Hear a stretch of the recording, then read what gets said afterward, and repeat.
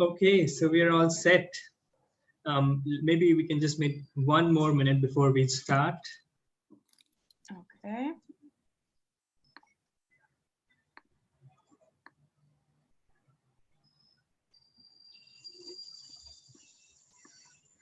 All right, and it's asking me to record, so I don't know if I have to give permission. No, I think you're already doing it. Okay. Yes. Okay. Yeah. So good evening, everyone. Good evening, all the students and counselors who have joined from across India, and welcome Alex to this session. So this is our second webinar in the series of 15 webinars on how to fill your Common App. In this webinar, Ms. Alex from Benilde College is going to share with us about what is Common App and which all colleges are there on Common App. Before we begin this presentation, let me introduce myself first. I am Devesh Lati and I'm the program manager here at the Next Genius Foundation. Next Genius Foundation runs a scholarship program for high school students, for grade 12 students and gap year students who wish to pursue their undergraduate education in the US. Next Genius offers full and partial tuition scholarships for these students. So today we have Alex from Benilde. Hi, Alex. Very good to see you. Good to see you. Good to see you. And handing over the presentation to you now. Please go ahead. Perfect. So yeah, if I'm able to here, I will begin to share my screen immediately here. Yes. Let's see here. Desktop one. Yes, let's do this.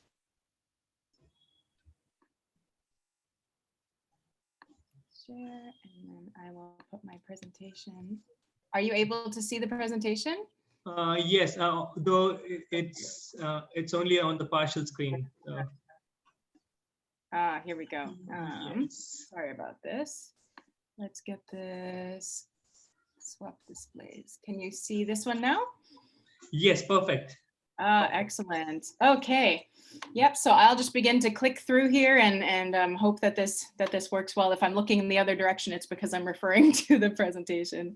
Yeah. So right. So like Devesh said, my name is Alex. I work for Benilde College in Wisconsin, and I'll be presenting today just a general overview of the Common App. You know, as he mentioned, you'll have some other sessions to attend that get into more details about the specific pages, filling out different components of the application, what the pages look like. So my presentation today is just to give you an overview of what this application platform is, why so many colleges around the world use it, and just sort of some nice background information. So I appreciate you joining me today for this session.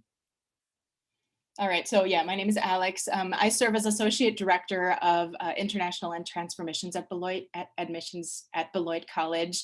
I am a Benilde grad myself, so I will be a great resource for any families who eventually would like to learn more about Benilde, about what it's like to study here.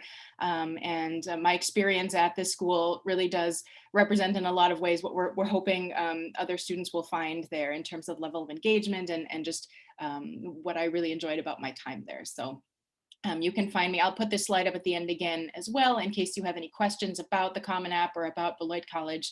You'll know how to reach me at the end of it.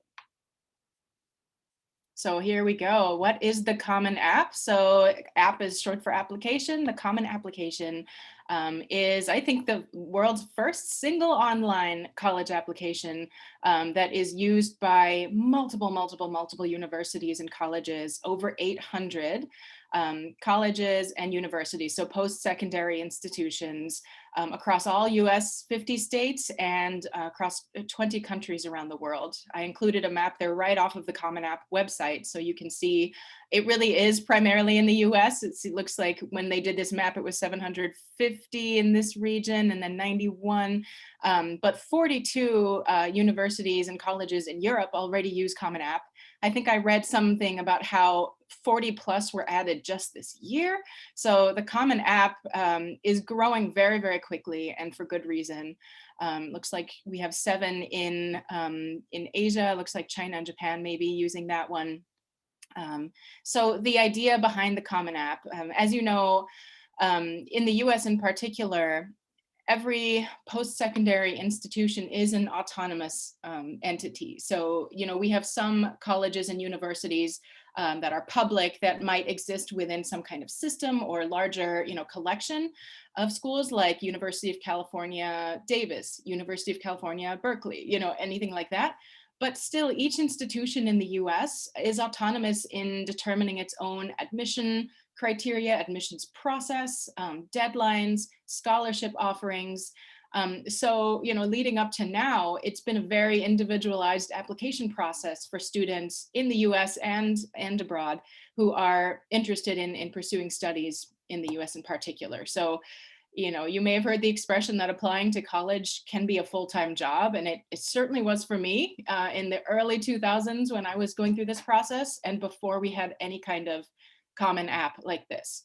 So the purpose of the Common App, the organization that put this together, is to simplify the process for students all around the world. And also to increase access, for those for whom the time, in some cases, financial commitment involved in even applying to a university can be a barrier. So the Common App exists in such a way that there's generally, I think, no application fee, or at least often no application fee to the students. Instead, it's the universities and colleges that will shoulder that burden. So there's no separate fee to a student for applying through the Common App. Some institutions will still have some kind of application fee that they then add themselves. Beloit College is not one of them, but still, so the idea is to increase access to that application process itself and to streamline it as much as possible. So yeah, instead of filling out the same general information like your demographics, your grade point average, the activities you've done a dozen times potentially, you would just be filling it out once. And so then the dashboard, so when you log on to your account within the Common App on their webpage, you're able to track the different applications to different schools all on one page. And if you're applying to schools individually, there's no holistic way to track where you are with each application. So students can better manage their whole application process and that whole, often years timeline of applying to different schools and just sort of stay on top of it. So all of these are fantastic things, and universities are generally quite happy to get involved, I think. So history of the Common App, right? So it started 40 years ago, which I honestly didn't realize until recently that the Common App had been around so long. So these discussions started so far back already, when they were, colleges were trying to decide, how can we make this easier for students? So, it began as an experiment with them. We had, I think 15 colleges in the beginning that signed on to this platform. And then little by little, it started growing.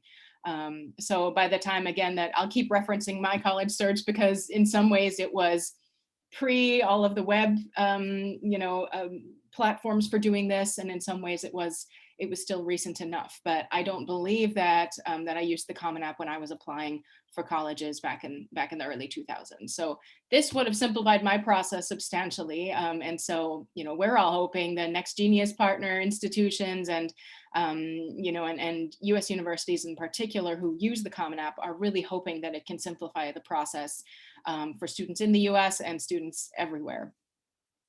So yeah, each year, more than 1 million students, the Common App reports, a third of whom are first generation, so whose parents did not complete a college education.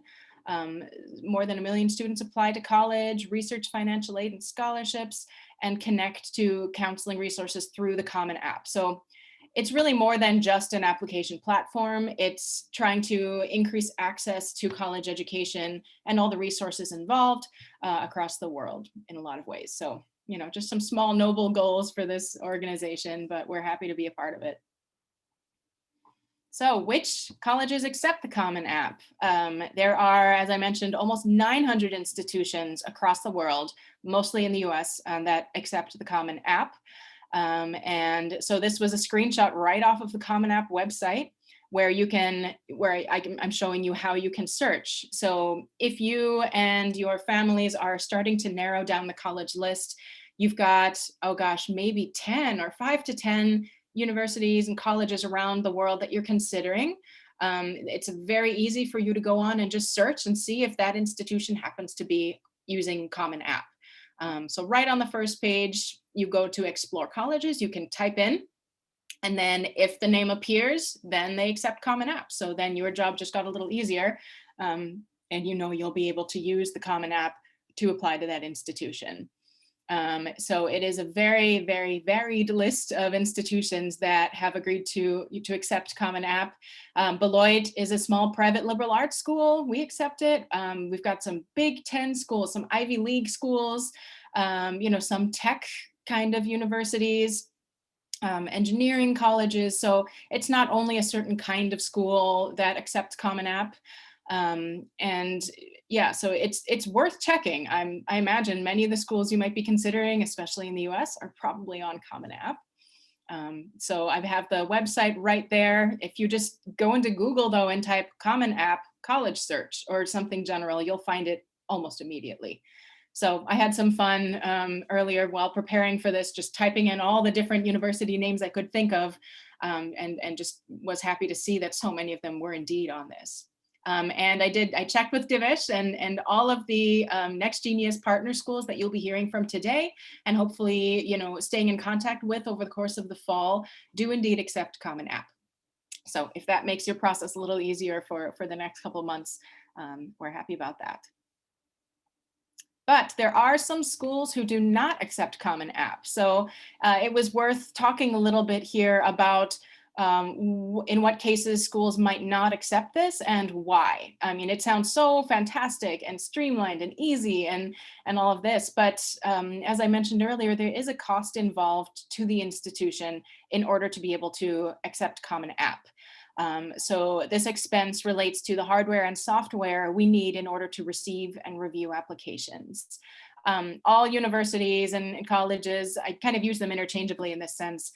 We all have some kind of software, some kind of process for managing application data, for reading them, and for processing those admission decisions. It's all IT now, as opposed to files upon files upon files. So all of us already have some kind of system for doing this, but Common App requires its own compatibility, its own mapping, it's everything. So there is a cost involved to the institution, and depending on how that budget looks, where the institution's priorities are, what it's capable of, that can affect whether it's able to make that decision to join Common App. And schools like Benilde College that do not charge an application fee to our applicants, or those who just do not receive a lot of applications, they'd have to absorb the expense too. So it doesn't always make sense for an institution to opt into Common App. Also, the benefit to the applicant is that you needn't fill out the same information over and over and over again. However, some colleges do not like this cookie cutter questions. They don't like that they're getting very general information from the student. Benilde College is one of those institutions that reviews very holistically. So we look at every single application carefully. We don't just base our admission decisions on a GPA or some kind of test, metric. We don't just kind of move forward that way. So, there is a lot of benefit to making sure that as an applicant, you are creating a very individualized picture of yourself to the institution. So, there are some drawbacks to having all generic questions and generic info fields for colleges that like to review applicants in a particular way.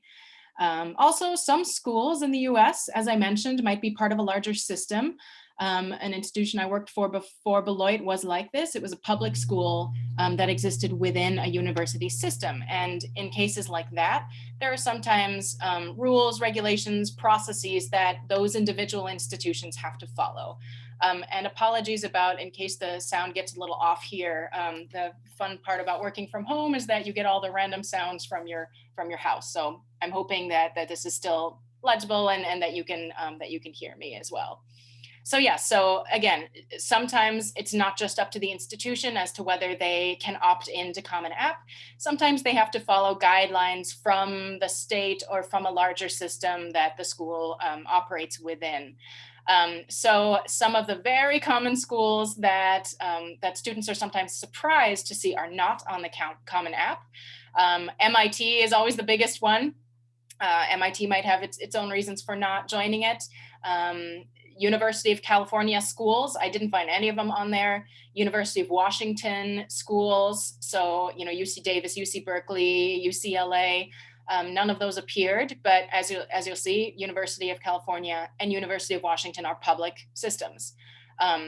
However, University of Wisconsin-Madison is on Common App. So, sometimes there are trends as to, what would choose or what would make a university want to be on Common App, and then sometimes it's just up to that school. So it's always just worth checking. Once you've narrowed your list down, just type it in and see if it's on there. I also did not find community, so 2-year colleges and technical colleges, so like 2-year technical schools. The random ones that I searched, I was not able to find. So maybe there are some 2-year schools, but it seems to be mostly 4-year undergrad and grad institutions that use Common App. Also Embry-Riddle Aeronautical University, I did not see on there. I've traveled with them a lot on the road, especially in India. So I thought that might be on someone's radar as well. Did not see them on there. And also in my deeper search for who's on it and who's not, I noticed that about 200 schools do not accept Common App for transfer applications, but that 800 plus number that I touted before, that seems to be the ones who accept it for first-year applicants right out of secondary school. So, if you're considering starting college somewhere and then transferring, just know that there might be some differences as to whether the institution you're considering will accept Common App for a transfer application, or if they will just do it for first year.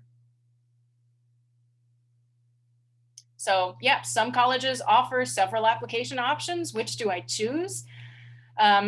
So, I mentioned some reasons why some schools might not be on Common App at all.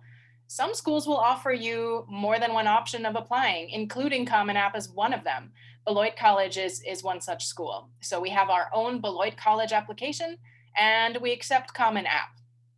So in cases like that, sometimes it's hard to know which one to choose or if there are benefits to choosing one or the other. Since I talked about how some schools don't really like how general the questions can be in Common App, so they prefer to get to know an applicant better by using their own application. So then in cases like that, where the school offers its own and Common App, should you then just choose the school's own application? And that's just really going to vary by school. We should not weigh applications differently based on the source of the application. At Beloit, for example, we accept both. We don't really prefer one or the other. We just want to have more than one option for students. I think the vast majority of our students will use Common App just because it's easier for them. They're able to manage the process better. And there are other ways for the student to get to know us through the course of the application process. We do Skype interviews, Zoom interviews. If they would like to submit additional documents, which you'll see in these later sessions in how to do that, we will read everything a student sends us. So if you're concerned that filling out Common App means that you're not going to be able to tell your whole story specifically to Beloit, there are ways of doing that. But yes, we offer 2 application options. We don't have a preference for one or the other. We don't charge an application fee for either. So, you just have that option. But I just encourage you, once you've again narrowed down that list to a manageable amount, reach out to the admission counselors. People like me, they can honestly tell you, oh, I really prefer reading Common App, or I really prefer the way that our school has this one set up. So just talk to them and see which one they like. In some cases, there might be a preference. Another concern on the part of some institutions is that because Common App is so easy, because it is so streamlined, it makes it quite easy for students to add the name of a school and to apply to that institution, even if they are underqualified, even if they have no real intention of going. So it can be difficult for universities to assess an honest level of interest on behalf of the applicant. If the applicant has applied to 12 to 15 schools through Common App, which many applicants do, do they really have an equal level of interest and engagement and commitment to each of those institutions? It can be hard for us sometimes. And I believe I'd want to double check on this, but I think we can see what other schools a student has applied to sometimes. I need to double check on that. But so often, if that's the case, that means we can see how many other schools a student is listing. And if there's 20 institutions on that list, then we're like, okay, where do we really fall on the student's radar? How interested are they actually in attending? So, right. So some colleges prefer to pre-screen eligibility and interest level by encouraging students to complete another application, a separate one. Demonstrating an interest to an institution is still important. I mean, that still comes into play. We want to see that you are seeking out our institution for some reason or another. Like, we want to know that we might be a good fit and that you'd be interested in potentially studying at our school.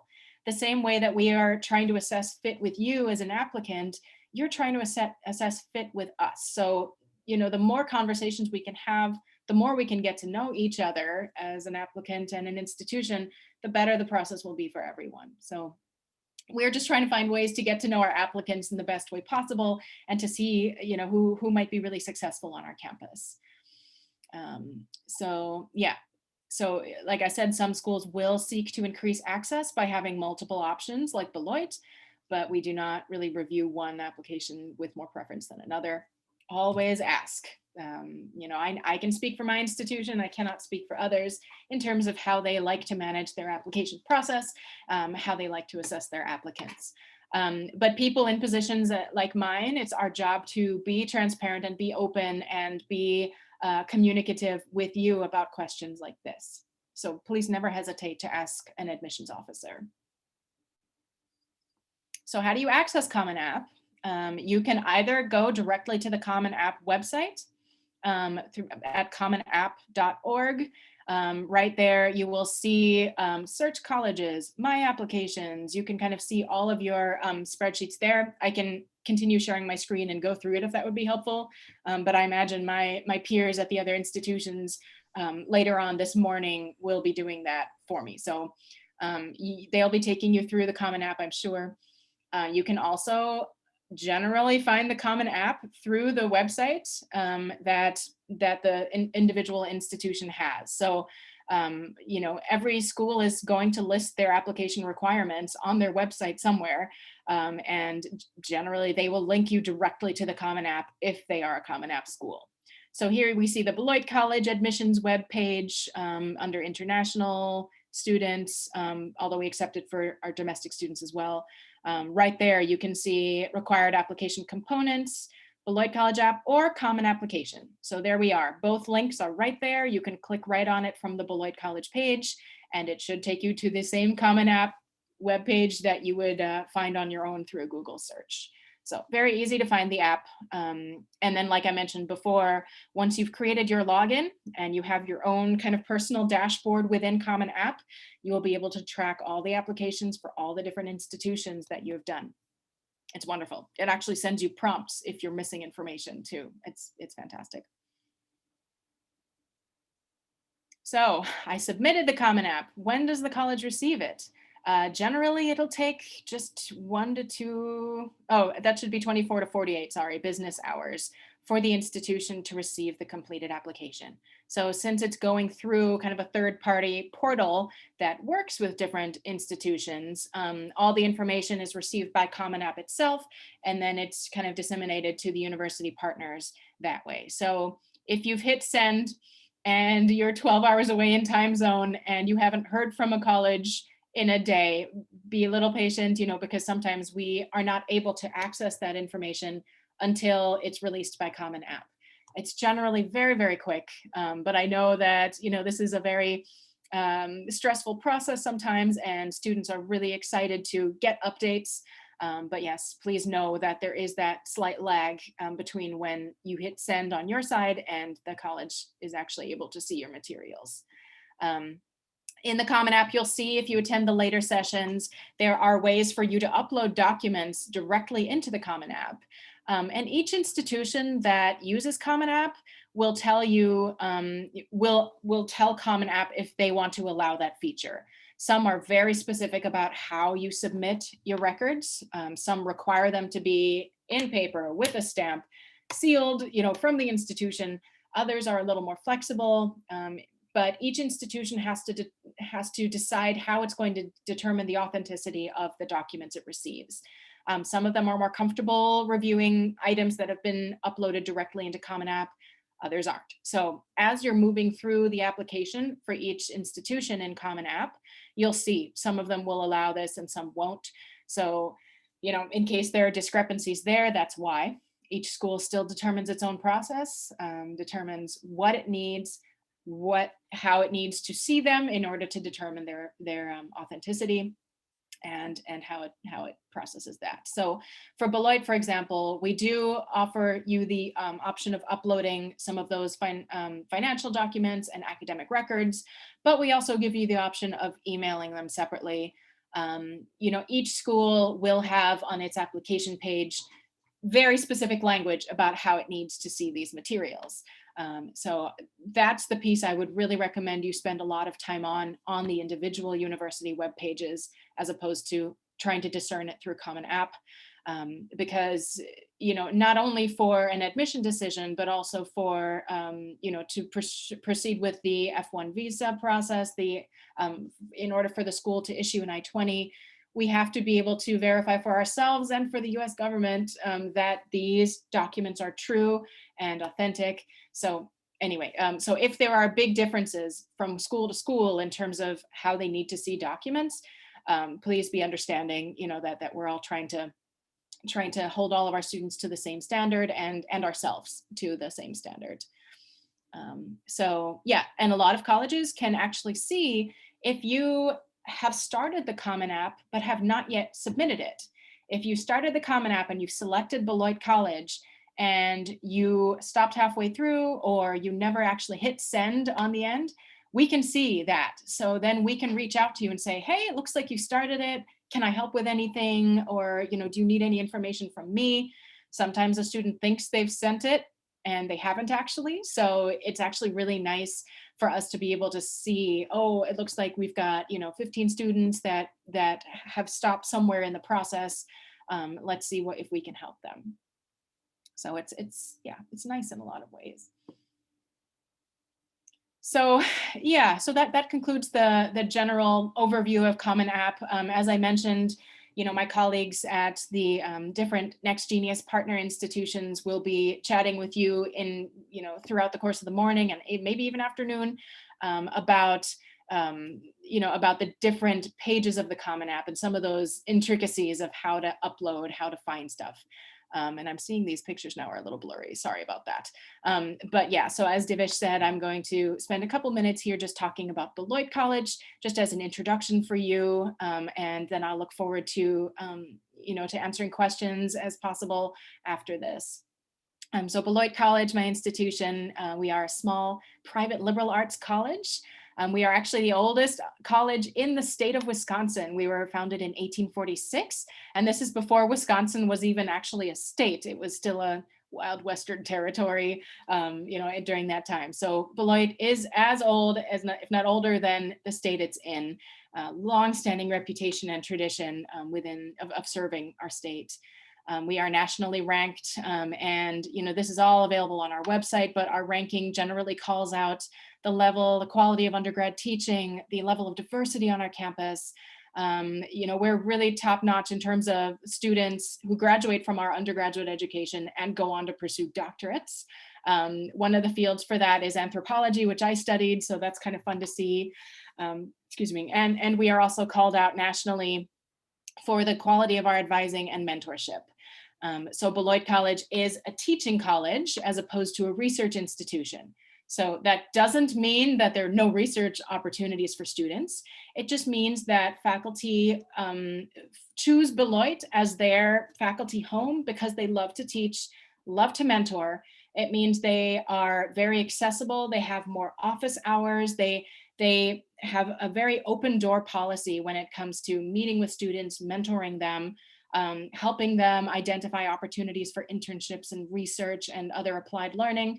The faculty are really there for the students first and foremost. Sometimes with research institutions, even though there might be more research opportunities, the faculty time is really split between the instruction and between their own research. So, there are benefits and drawbacks to both, but at Beloit, we want to add value to the educational experience for you by having more access to the faculty members who are passionate about fostering student success. So if I had to describe Beloiters in one sentence for you in terms of what makes us different and unique, what sets us apart is our students are avid scholars, they are involved practitioners, and they are global change agents. And these descriptors speak to we are a selective institution. We want students who love to learn, who love to push themselves and challenge themselves. We want students who are going to be involved outside the classroom, who understand the benefits of being in student organizations and, running events and, giving back to the community. We want students who aren't just going to study and, go home and sleep and go to class and then go home and study and sleep. We want someone who's going to really take advantage of everything we have to offer here. And global change agents. We have been 20% or more international for decades and decades and decades. So Beloit is really well known for being a very diverse campus. So not only does that mean that you will be in classes with people from all over the world and that the campus community is diverse, but it also means that a global mindset and commitment to international education runs through every fiber of what we are at Beloit. It affects the curriculum and how it's designed. It affects the faculty who find their way to Beloit, the relationships that they build all around the world. The world is our classroom. So Beloit's commitment to international education just works for the benefit of everyone. It's one of the reasons I chose this school myself. It just makes it more relevant and more enriching education for everyone.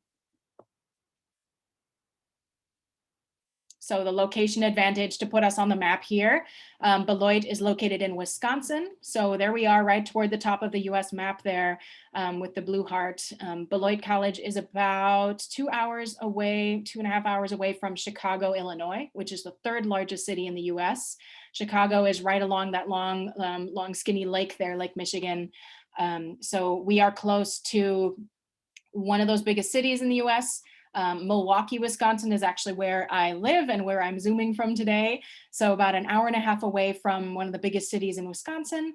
Madison is also a major city about 40 minutes away from Beloit, and Rockford, Illinois. So Beloit, it's situated between some major metropolises in the Midwest. And therein also located close to Chicago O'Hare International Airport, which is one of the largest in the US. The benefit there is that you wouldn't be bouncing from airport to airport to airport to airport to bus to streetcar to get to our campus. You can fly into one of the major airports in the world and take a bus and you'll be at Beloit in no time. So that really does reduce stress on the front end and the tail end.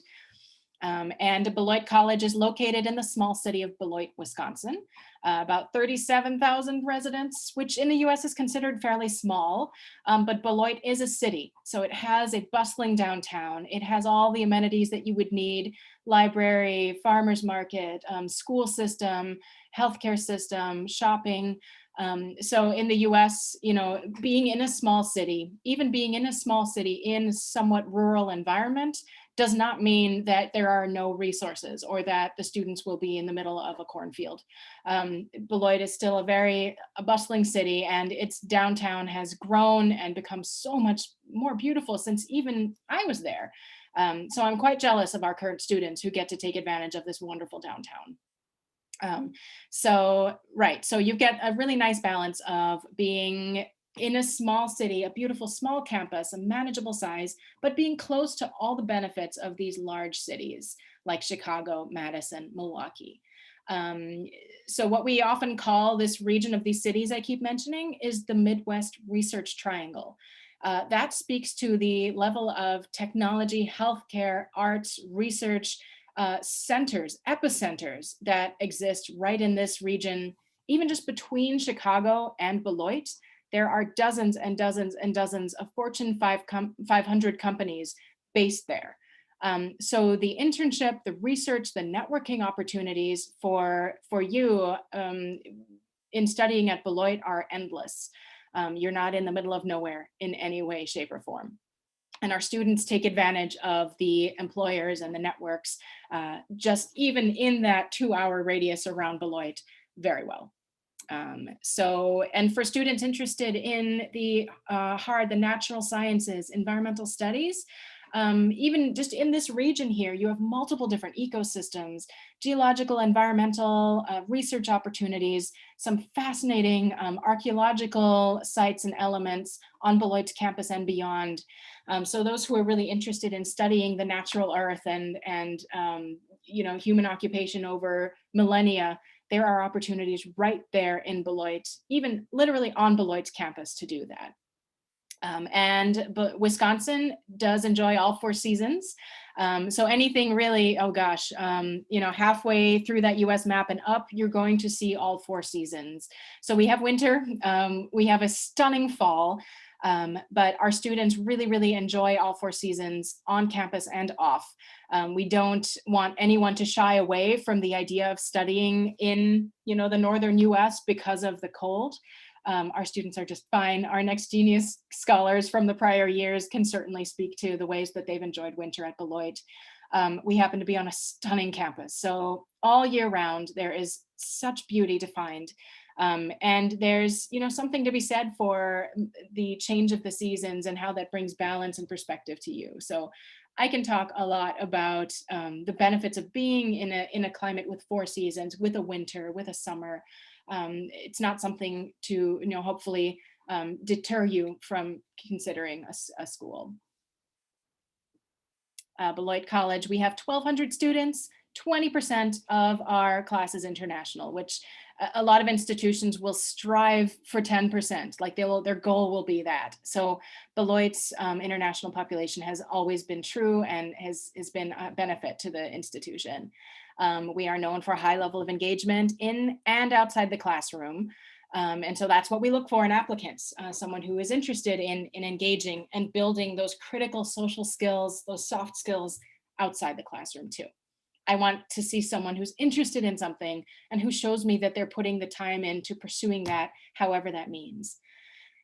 So a campus that feels like home, I added that one because to me it does. It feels like home because of the warm community, the faculty members who care, the staff members who care, and just feeling like you're part of a community of learners and people who are adventurous and want to really take advantage of these years. Beloit is a small campus. It's walkable, it's manageable. It feels like home. It's a manageable college experience for those who don't want to spend their time catching a bus to get to class on time across the city, but who just want it to be around them to really live it up in a residential campus experience. So these are really the 4 pillars, I think, of a Beloit education: community, mentorship, academics, and leadership. Mentorship, I've talked about faculty as mentors. We have designed a very, very, very engaging advising program that connects our students with advisors within 3 days of committing to Beloit. Generally in the US, the advisor-advisee relationship begins only once you've started classes. But we want you to hit the ground running. We want you to know where you're going, to know what you're doing by the time you set foot on our campus. So building that relationship with your advisor from day one really is our way of doing that. So our advisors are there to really introduce you to campus, to show you what all is there for you, to help you build those networks and start defining what you want your path to be from day one. In the US, in many, many, many cases, you don't actually declare a major or a course of study until after you arrive on campus, until after you've started taking classes. So if you're applying to an engineering school or some of those very specific ones, sometimes you are admitted into that school. But in many other cases, in liberal arts schools, for example, you are admitted to the university as a whole, and then you declare your major. So, building a relationship with an advisor who's going to help you explore the breadth of what's available to you is critical. So we do that. And yeah, career channels is basically the way that our mentors help you put your interest into practice, find internships, research, practicum, field experience, ways to really connect your academic interests with career directions. So we do that very, very well, I think. 10-to-1 student to faculty ratio. Small classes, faculty who care, who want to be creative in how they're delivering their curriculum, who want you to weigh in and participate. That's really what a Beloit education is. In academics, 60 areas of study and more. We are liberal arts, but that doesn't mean that we only offer the arts. We have engineering, we have a lot of STEM programs, mathematics, physics, we have computer science, data science, business and entrepreneurship, anthropology, art history, photography, dance, everything under the sun. And our curriculum really does focus on applied and engaged learning, participatory learning. And we really want students to get out of the classroom as much as they are in it in order to really put that learning into practice. Leadership is really our fourth pillar. It really it speaks to how our campus leadership is always looking forward, is really concerned with how best to make a Beloit education transformative, impactful, and bold. Some of these changes that we've enacted with this advanced mentoring program, with these career channels, with even the way that we're structuring our semester coming forward, is our interest in adapting, in being nimble, not only to the realities that the COVID pandemic is creating and for how curriculum is delivered, online or hybrid. Now is the time to be flexible. But even beyond COVID, we really want to rethink how our students absorb the information, how they want to connect with job opportunities later down the line, how they really want their education to look. And we are listening to that and we're acting on it. So Beloit really has a long history of being adaptive and being bold in its education, which we're immensely proud of. So our identity is strong and long lasting, but it is not stagnant. And I think that it's a university's job to be forward thinking, to help define what education means and what makes education relevant in any given time period. And that's what we're doing. So yeah, I think I've got a couple minutes here. I wanted to leave my information up. Devesh, I'm not sure what the best way is of managing these questions. Let's see if you'd like me to